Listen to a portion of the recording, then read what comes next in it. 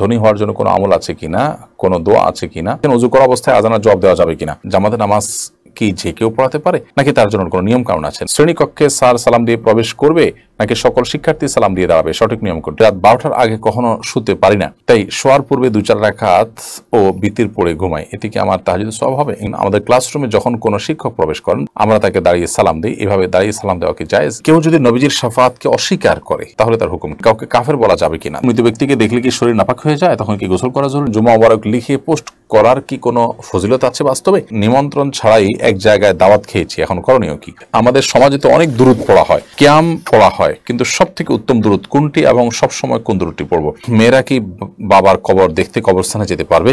বিড়াল কেনা বেচা করা কি হারাম? চলুন সরাসরি আমরা প্রশ্নোত্তরে প্রবেশ করি।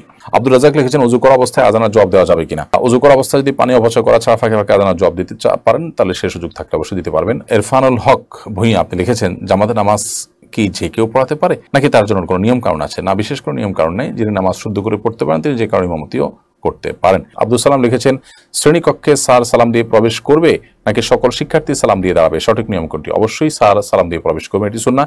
নবী সাল্লাল্লাহু আলাইহি ওয়াসাল্লাম বলেছেন, যিনি আসবেন তিনি উপস্থিত মানুষকে সালাম নিবেদন করবেন। হাবিবুল্লাহ লিখেছেন, আমি রাত 12টার আগে কখনো শুতে পারি না, তাই শোয়ার পূর্বে 2-4 রাকাত ও বিতির পড়ে ঘুমাই, এতে কি আমার তাহাজ্জুদের সওয়াব হবে? ইনশাআল্লাহ আপনি আসার পরে 2 রাকাত 4 রাকাত করে যাই পড়বেন কিয়ামুল লাইল হিসাবে সেটি গণ্য হবে এবং তার সওয়াব আপনি পাবেন। মাহমুদ হাসান জিসান আপনি লিখেছেন, আমাদের ক্লাসরুমে যখন কোনো শিক্ষক প্রবেশ করেন তখন আমরা তাকে দাঁড়িয়ে সালাম দিই, এভাবে দাঁড়িয়ে সালাম দেওয়া কি জায়েজ? এ বিষয়ে দীর্ঘ আলোচনা করার প্রয়োজন। কোনো কোনো ক্ষেত্রে দাঁড়ানো জায়েজ, কিন্তু শুধু সম্মানার্থীভাবে দাঁড়ানোকে নবী করিম সাল্লাল্লাহু আলাইহি ওয়াসাল্লাম অন্য ধর্মাবলম্বী মানুষদের নিদর্শন হিসেবে উল্লেখ করেছেন, আখ্যায়িত করেছেন, সেজন্য সেটিকে বর্জন করা উচিত। জাহিন আপনি লিখেছেন, কেউ যদি নবীজির শাফাআতকে অস্বীকার করে তাহলে তার হুকুম কি? দেখুন, নবী করিম সাল্লাল্লাহু আলাইহি ওয়াসাল্লাম শাফাআত করবেন কিয়ামতের ময়দানে এবং এ বিষয়ে বিভিন্ন হাদিস কিন্তু বর্ণিত হয়েছে। অতএব এটা যদি কেউ অস্বীকার করে তাহলে সেক্ষেত্রে তিনি বিভ্রান্ত এবং তিনি গুমরা এবং পথভ্রষ্ট, এতে কোনো সন্দেহ নেই। কারণ অনেক বিশুদ্ধ হাদিস এবং প্রসিদ্ধ হাদিসকে অস্বীকার করা এটা স্পষ্টত গোমরাহি এবং পথভ্রষ্টতা ছাড়া কিছুই নয়। মাজেদুল ইসলাম লিখেছেন, কাউকে কাফের বলা যাবে কিনা। দেখুন, কেউ যদি কুফরি করে ইসলাম থেকে খারিজ হয়ে যায় তখন তাকে কাফের বলা যায়, কিন্তু এটা কোনো ব্যক্তি বলার জিনিস না। হ্যাঁ, আর যদি কেউ আগে থেকে কাফের তো তাকে তো কাফের বলাই যেতে পারে, যদি অস্বীকারী আল্লাহকে অস্বীকার করে তাকে কাফের বলাই যেতে পারে। কিন্তু কোনো মুসলমান যদি মোরতাদ হয়ে যান, ইরতিদাদ হয়ে যায়, তাহলে সেক্ষেত্রে তাকে কাফের বলা, এটা ওলামা ইকরামের ফতোয়ার উপর নির্ভর করে গ্রহণযোগ্য ওলামা ইকরাম ফতোয়া দিয়ে সেটা বলবেন, এটা আসলে ব্যক্তি বিশেষ এটা বলার জিনিস না।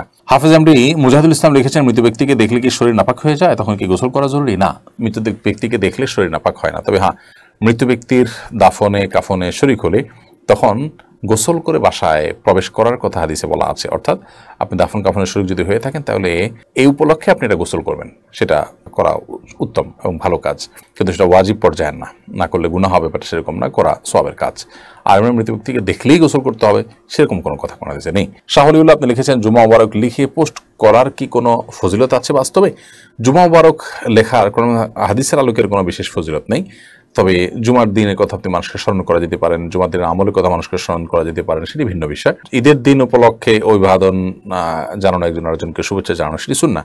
জুমার দিন উপলক্ষে এরকম আলাদা কোনো অভিবাদন জানানোর কথা কোনো হাদিসে বা সাহাবায়ে কেরামের কোনো আমল দ্বারা প্রমাণিত নয়। বিধায় জুমা মুবারক বলাটা এটা ট্র্যাডিশন হয়ে ঈদ মুবারকের মতো এই সপ্তাহে একদিন শুভেচ্ছা জানানোর পর্যায়ে যদি চলে যায় তাহলে সেক্ষেত্রে ইসলামের নামে সেটি মন গড়া এবং ভিত্তিহীন কাজে দিকে মানুষকে নিয়ে যেতে পারে। এমনি ফরহাদ হোসেন জয়েন লিখেছেন, নিমন্ত্রণ ছাড়াই এক জায়গায় দাওয়াত খেয়েছি, এখন করণীয় কি? যদি নিমন্ত্রণ ছাড়া দাওয়াত খেয়েছেন তাদেরকে আপনি বলার সুযোগ পান তাহলে বলে নেবেন, এবং বললে এটা কেউই আপনাকে আটকাবে বলে মনে হয় না। আর যদি ব্যাপারটা এরকম হয় যে আসলে এখানে নিমন্ত্রণ ছাড়া অনেক মানুষ খাবে, সেটা আয়োজক কর্তৃপক্ষ জানেন এবং তাতে তাদের মৌন সমর্থনও ছিল, যদি এরকম হয় তাহলে সেক্ষেত্রে আপনার এটা নিয়ে কোনো পেরেশানি না করলেও চলবে। বাট যদি সাধারণ অর্থে দাওয়াত ছাড়া আপনি সেখানে গিয়ে খেয়েছেন এবং এটা তাদের পারমিশন না থেকে থাকে তাহলে সেক্ষেত্রে অবশ্যই তাদের কাছ থেকে আপনার অনুমতি নেওয়া উচিত। যদি না নেওয়ার সুযোগ থাকে অনুমতি, বা তাদের কাছ থেকে মাপ নেওয়ার সুযোগ না থাকে, তাহলে সেক্ষেত্রে আপনি তাদের তরফ থেকে ওই খাবার সমপরিমাণ আপনার দান সাদাকা করে দিবেন। আমাদের সমাজে তো অনেক দুরূদ পড়া হয়, কিয়াম পড়া হয়, কিন্তু সব থেকে উত্তম দুরূদ কোনটি এবং সব সময় কোন দুরূদটি পড়ব? দেখুন, দুরূদ পাঠ করা এটা সর্বোত্তম ইবাদতগুলোর একটি, অনেক ফজিলতপূর্ণ ইবাদতের মাধ্যমে মানুষের পেরেশানি দূর হয়, মর্যাদা বৃদ্ধি হয়, আল্লাহর রহমত নাজিল হয়। নবী সাল্লাল্লাহু আলাইহি ওয়াসাল্লাম বলেছেন, মান সাল্লা আলাইহি মাররাতান সাল্লাল্লাহু আলাইহি আশরা, যে ব্যক্তি আমার প্রতি একবার দুরূদ পেশ করবে, আমার জন্য একবার দোয়া করবে, আল্লাহ রাব্বুল আলামিন তার জন্য 10 বার রহমত নাজিল করবেন। অতএব আমরা অনেক বেশি পরিমাণে দুরূদ পাঠ করব, আল্লাহর রহমতের আশা করব, সেটি যেমন ঠিক একইভাবে মনে রাখতে হবে যে দুরূদ পাঠ করলে তার জন্য দাঁড়াতে হবে বা কিয়াম করতে হবে, এটি কিন্তু সঠিক নয়। কোনো কথা কিন্তু কোরআন হাদিস আমাদেরকে বলেনি। কোরআন হাদিস বলেনি এমন কোনো কথা মনগড়াভাবে করাটাই হলো নকল আমল নিয়ে আল্লাহর কাছে নাজাত পাওয়া যাবে না। তবে এটি ঠিক যে দরুদ হিসাবে সবচেয়ে শ্রেষ্ঠ দরুদ হলো দরুদ ইব্রাহিম, যেটা আমরা নামাজে পড়ি। নবী করিম সাল্লাল্লাহু আলাইহি ওয়াসাল্লাম যেটা নিজে শিখিয়েছেন তার সাহাবীদেরকে, অতএব সেই দরুদটা আমরা পড়ার চেষ্টা করব। আল্লাহুম্মা সাল্লি আলা মুহাম্মদ ওয়া আলা আলি মুহাম্মদ কামা সাল্লাইতা আলা ইব্রাহিম ওয়া আলা আলি ইব্রাহিম ইন্নাকা হামিদুম মাজিদ। আল্লাহুম্মা বারিক আলা মুহাম্মদ ওয়া আলা আলি মুহাম্মদ কামা বারাকতা আলা ইব্রাহিম ওয়া আলা আলি ইব্রাহিম ইন্নাকা হামিদুম মাজিদ। খাদিজা ময়না আপনি লিখেছেন, মেয়েরা কি বাবার কবর দেখতে কবরস্থানে যেতে পারবে?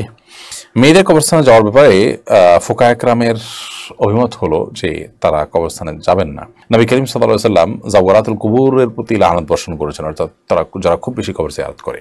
অবশ্য এই খুব বেশি কবর জিয়ারত করে এই শব্দটি হাদিসে থাকার কারণে অনেক ওলামা কেরাম বলেছেন যে যারা খুব বেশি করে না, মাঝে মধ্যে যায়, তারা নিষেধাজ্ঞার আওতায় পড়বে না। এজন্য বেশ বড় অংশের একদল ওলামা কেরাম তারা কিন্তু মেয়েদেরকে কবরস্থানে যেতে নিষেধ করেন না, বরং যে সেখানে গিয়ে নিয়ন্ত্রণহীন হয়ে যাওয়া, অতিরিক্ত যাওয়া, এগুলো নিষিদ্ধ হাদিসের আলোকে, বাকি মাঝে মধ্যে যাওয়া নিষিদ্ধ নয়। আর এই মতটিকে উড়িয়ে দেওয়া যায় না নানা কারণে, এই মতটি আমার কাছে শক্তিশালীও মনে হয়। বাট যদিও এর বিপরীতে ওলামা কেরাম সাধারণভাবেই মেয়েদেরকে কবরস্থানে যেতে সবসময় নিষেধ করেছেন। তারা কবরের বাইরের ওয়ালের বাইরে থেকে তাদের বাবার কবর দেখা কিংবা তাদের আবেগের জায়গা থেকে আশেপাশে যাওয়া, এটা তারা করতে পারেন, কিন্তু অবশ্যই নিজেকে নিয়ন্ত্রণ করাটা অনেক গুরুত্বপূর্ণ একটি বিষয়। রুকসানা জাহান অন্তরা লিখেছেন, বিড়াল কেনাবেচা করা কি হারাম? বিড়াল কেনাবেচা করা পৃথিবীর কোনো আলেমের মতে হারাম নয়। তবে নবী করিম সাল্লাল্লাহু আলাইহি ওয়াসাল্লাম বিড়াল কেনাবেচা করতে নিষেধ করেছেন। এই নিষেধাজ্ঞাটাকে অনেক ওলামায়ে কেরামি বা বিশেষ ওলামায়ে কেরাম এটাকে মাকরুহ বলেছেন। এই মাকরুহর ক্ষেত্রে আবার অনেক ওলামায়ে কেরামের মতে সব বিড়ালের ক্ষেত্রে এটি প্রযোজ্য, আবার অনেক ওলামায়ে কেরাম বলেছেন না। নবী করিম সাল্লাল্লাহু আলাইহি ওয়াসাল্লামের যুগে বিড়াল এটা তো আলাদা করে এটাকে প্রতিপালন করা, এটার পেছনে শ্রম, ঘাম, অর্থ ব্যয় করার ব্যাপার থাকতো না। তো আপনার ঘুরে ফিরে বেড়ায় এরকম একটা জিনিস কেনাবেচা করার তো কোনো অর্থ হয় না। সেই জায়গা থেকে নবী সাল্লাল্লাহু আলাইহি ওয়াসাল্লাম এটা কেনাবেচা করতে নিষেধ করেছেন যে এটা কিসের ভিত্তিতে তুমি বিক্রি করবে? একটা জিনিস এমনিতে হয়ে যাচ্ছে এবং এমনিতে সে বেড়ে উঠছে, এটার পেছনে তোমার কোনো আলাদা ইনভেস্টমেন্ট নাই, তুমি কিসের ভিত্তিতে বিক্রি করবে? এই জন্য তিনি হয়তো নিষেধ করেছেন। তবে বর্তমানে যে সমস্ত বিড়াল বিদেশি বিড়াল পাওয়া যায়, প্রশিক্ষণ দিতে হয়, সেগুলোর জন্য ভ্যাকসিন, খাবার দাবার, প্রতিপালনের হিউজ ইনভেস্টের ব্যাপার আছে, সময় শ্রমের ব্যাপার আছে। তো এগুলো কেনাবেচা করা নিষিদ্ধ নয়, কারণ বিড়াল লালন পালন করা নিষিদ্ধ না মৌলিকভাবে। যেহেতু এটার পিছনে আপনার অর্থ ব্যয় করেছেন, অতএব আপনি সেটা বিক্রি করতে পারেন। এটা অনেক ওলামায়ে কেরামের মত, এবং সেই মতটি আমার কাছে অধিকতর যৌক্তিক মনে হয়। আর কোনো আলেমের মতেই কিন্তু সাধারণ বিড়াল বা কোনো বিড়ালে কেনাবেচা করা হারাম নয়, এটাকে মাকরুহ বলেছেন। জাস্ট এটুকু, মাকরুহ মানে অপছন্দনীয় এবং অনুচিত কাজ, সেটাও অবশ্যই না করা উচিত এবং ইসলামে নিষিদ্ধের কাতারে পড়ে, কিন্তু নিষিদ্ধের মধ্যে একটা আছে হারাম পর্যায়ে নিষিদ্ধ, একেবারে অকাট্য নিষিদ্ধ, বিষয়টা সেরকম না। আর যদি যেমনটি বললাম যে বিদেশি বিড়াল হয়, তাহলে সেটা তো একেবারে স্বতন্ত্র, সেক্ষেত্রে জায়েজ বলে আমি মনে করি। এমনি শাকিব হাসান তীব্র আপনি লিখেছেন, ধনী হওয়ার জন্য কোনো আমল আছে কিনা, কোনো দোয়া আছে কিনা, কি করলে তাড়াতাড়ি ধনী হওয়া যাবে? ধনী হওয়ার জন্য কোনো শিক্ষা নবী সাল্লাল্লাহু আলাইহি ওয়াসাল্লাম দেননি। তিনি আল্লাহ তাআলার কাছে সবসময় সুখ শান্তি দোয়া কামনা করতেন। আপনি সুখ শান্তির জন্য আল্লাহর কাছে দোয়া করবেন, আল্লাহ সুখ চাই, শান্তি চাই, এটার জন্য ধন যতটুকু প্রয়োজন ততটুকু দেন, অবশ্যই এটা বাই ডিফল্ট দোয়া চলে আসবে। আর এমনি যাতে কারোর মুখাপেক্ষিতে আমাদেরকে অবলম্বন করতে না হয়, সেজন্য নবী সাল্লাল্লাহু আলাইহি ওয়াসাল্লাম দোয়া শিক্ষা দিয়েছেন, যাতে আমার সম্পত্তি আমার জন্য যথেষ্ট হয়। আল্লাহুম্মা কফিনি বিহালালিকা আন হারামিক ওয়া আগনিনি বিফাদলিকা আম্মান সিওয়াক। আল্লাহ, আমার হালাল যেন যথেষ্ট হয়, হারাম যেন প্রয়োজন না হয়। আপনি ছাড়া কারোর জন্য মুখাপেক্ষি আমার হতে না হয়, অন্য থেকে যেন মুখাপেক্ষিতাহীন আমি থাকতে পারি, সে তো নবী সাল্লাল্লাহু আলাইহি ওয়াসাল্লাম শিক্ষা দিয়েছেন। অতএব সেটি আপনি পড়তে পারেন, আল্লাহুম্মা কফিনি বিহালালিকা আন হারামিক ওয়া আগনিনি বিফাদলিকা আম্মান সিওয়াক।